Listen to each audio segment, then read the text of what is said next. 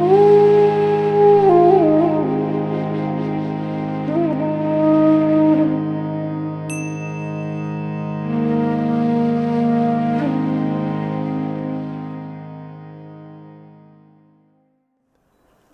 have an emergency, Mooji. Yeah. First of all, a lot of respect and gratitude to you for all your teachings. Yes, mutually. Can you please help me to drop the ego? Maybe I can describe also for the people that are listening. Yes. Where I'm at internally. Yes. So the first evening was very impactful. I could feel rising, or rather sinking into emptiness. Yes. But then a lot of resistance came from my ego. Yes. And I felt very frustrated. Very important you say this, because I'm sure it's very relatable. As soon as the door is opening, resistance is coming. Now, the resistance, don't identify the resistance as you. The resistance is happening to an energy inside. We can call it different name. We can call it Maya, we can call it a spirit, you can call it the mind, you can call it our whatever. But that force begin to come up. And I say, you are aware of that force. A deeper power in you is aware of resistance. I said, don't identify with the resistance. Just learn to observe, to be aware of it and feel it, but don't interpret now, you see, now it's blocking me, and da. No, feel that. It's as though, if you cooperate with the mind, you'll probably not even notice him. I felt like a lot of physical pain, and it felt like it's not possible to get through that obstacle. Yes. So if you say, I should not feel pain, then you're going to have a problem. If you see that sometimes the pain is put it in your mind, the pain that come, I didn't give you pain like this, but it begins to release some trapped pain that had become normalized, so you lived with it. But now, in the face of authentic opportunity of being delivered from that, or transcending that, or discovering the truth of yourself, this thing, you have shaken it, no? So it comes up and it's feeling in the body. So I said, okay, it's on the way out. You're burping out something. So it feels like that, but it can feel like, it's catching the attention, it's trying to hold the identity. Yeah, the mind is very cunning, and I've been many times, I felt so close to it, I feel. The mind is not cunning to the beingness. Mind is cunning to the person. Mind is not cunning to the self. For the self, the mind doesn't exist in the way you think. It's only to the person. It becomes a demon, a ghost. It can play like this. Because the person itself has a relationship with its own suffering. But your true self is beyond that. But because of the confusion and not realizing that, we are functioning in the identity of the person who is, getting a bit of a beating from the mind and the ego like that. I just don't want to slip back to that mind fighting. Stay in the place. Stay in the place where you are. Put everything on the screen of consciousness. You go to a movie, you watch the movie, and all the time, whatever is happening, whether it's a love scene or a car chase or a shootout or whatever is happening, collapsing building, whatever it is, you know it's a movie. You know it's a movie. And no matter what ending is good or bad, afterwards you leave, you go to a burger bar, you have something, it's finished. You are going to come to see life like a movie. You see, now some people, I remember one story was happening. There was a soap opera that's been going in England for a long, long time. I think it was called EastEnders. Everybody is watching EastEnders. Even the actors are watching it. this thing, and there was one character that was very unkind to his wife, always cheating and all. So one day, the actor of this was in supermarket shopping, and the lady walked up to him and slapped him. "You horrible man! How could you do that to Sandra?" He said, whoa. It's a play. I am not that guy. He said, "Yes, you ought to be ashamed of yourself," she said. So some people, they believe it so much that it's like the on-screen is a reality. And actually, while we're living in the strong sense of personal identity, the world you see through the mind, which is a very subjective interpretation of the world. Like I sometimes say, there's one earth, but there are billions of worlds. Because the world we are experiencing, we're not just experiencing the pure earth as it is, but our subjective, psychological, emotional projection, that interpretation, and suffering our own idea of it. You see, this is very important. It's like when World Cup was going, you have so many commentators about each game from all different countries. And if you listen to every country commentation, you'll be listening to a different match.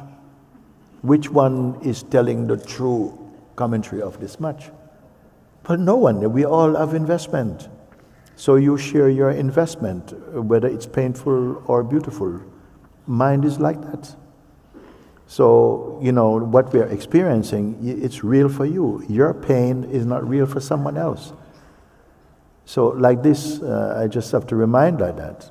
Now you say, I want to look with you, use your experiencing to show you how to come out of that. It's our association with it that keeps it appearing to be alive. Because it has some subscription. It's living on subscription. I would love to just drop it completely, the ego, and just stay in the consciousness. Yeah, well, sometimes it's not so easy to drop it.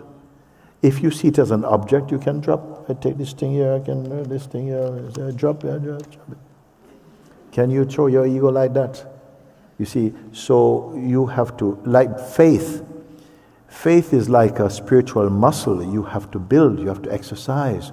And it gets stronger and stronger until a certain point when you say, no, it's gone. But if you have doubt in it, your faith is not strong enough to actually actualize the power of your faith. Doubt is like this also. We have lived a lot with doubt. And so, when somebody say, drop something, you say, yeah, okay, I'll try it. Yeah. And it feels like your mind is not strong enough to drop it. But so you have the attitude, and also you have the level of suffering to feel like it's an emergency enough to at least make the effort. Then grace is also with you. Because the grace of God is in everything. It never overlooks you. So your suffering is producing more freedom enzymes in you.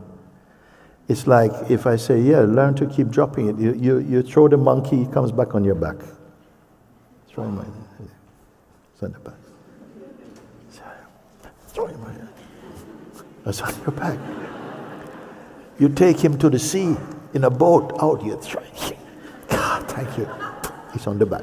So you say, well, it doesn't work. But I say, no, actually, your attitude, trust in your attitude, and also that I'm sharing with you. You have this power to say, okay, what does it mean? You're not throwing a monkey. You're just saying be detached from the monkey is more important than throwing him. Because he grows with conflict. The monkey mind grows with conflict. The more you resist, the more strong it gets. So detachment. Detachment is so powerful. Yeah, okay, let him stay there, but don't log into its energy. You try and see. And you see that, whoa, wait a second, if I don't feed it, because fighting is feeding it, but being detached from it, you realize, whoa, let him run, it's okay. When I'm detached, I'm more with myself. When I fight him, I'm more with him. I try not to fight, but even when I'm detaching and sinking deeper into emptiness, there's resistance coming up. It's coming up to come out. It's coming up to come out. If you have a little earthquake in the bottom of the ocean, a lot of bubbles start to come up. They don't go down. They come up. When they touch the surface, they pop and they disappear. Have this attitude. If something is coming up, grace has triggered it. It's coming up. Take this attitude. Don't identify, oh, why is this thing happening to me? And that's feeding that thing. And to drop the ego, not to feel the tension and the frustration and the pain, does it mean that I'm still really like invested in my ego? And it's not that you're necessarily invested, but like a reflex plays, that you find that this thing is still playing like that. That's why I say detachment is so powerful. You detach and then you stay with yourself and you bear that momentariness of the pain, but it cannot grow. Detachment means it cannot grow. Fight means it gets muscle and it will fight with you. Yeah, but I don't feel that I'm fighting. I just feel that I'm trying for so long. Yes. And still there is something that it's not giving. That is supporting it. I'm trying and it's not going. He loves to hear that. He's trying and they're not going. He said, no, it doesn't matter. You stay, the power is in you. No, it's okay. I see. What does detachment mean? Detachment does mean I'm detaching myself from that. Detachment means I stay in the place of awareness. You see? And gradually, without the fight, it begins to thin away in its impact. It works. It works. That's the only thing that matters to me, to find God finally, because I think it's so exhausting. You know. Yes. It's your time. I have you here with me, okay? About something. You'll see what I mean by that. I just see it's I believe in it. I see it's possible. Yes. Because I see people going through it, but I haven't experienced it yet. And what have you not experienced yet? The dropping of the ego and just having that. Forget about experiencing the dropping of the ego. Experience the resting in your own self. You see, if you're waiting to watch for the ego dropping, you keep showing like, You're looking for an effect. What I meant was more like peace, and like not feel struggle, pain, tension. Let the pain come out. Be willing to hear it is coming out.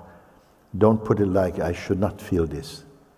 Just let it come out, and say, okay, I've been given a reassurance that don't give too much importance to that. It's feeding on your feeling of when it's going to happen and why does it keep coming. It's feeding it somehow. But just continue to disengage with it. Disengage. The rest of the day, even from now until our next satsang, inshallah, you just sit with this. Okay? And then maybe you can share, to come and give me a minute to report on what happened. Yeah? If it comes, even if it gets loud, suppose, you really cheese the mind off. So start pull your hair. Suppose he takes this form. And you say, okay, you kick all you like, but I'm not feeding you. Just stay empty and neutral. And know that a universal consciousness supports you. Yeah, that's the way. That's the way. Huh? That is the way. Yes. It is the way, the truth, and the life. Okay? So, thank you. I'm very happy to hear from you a bit later on. Okay?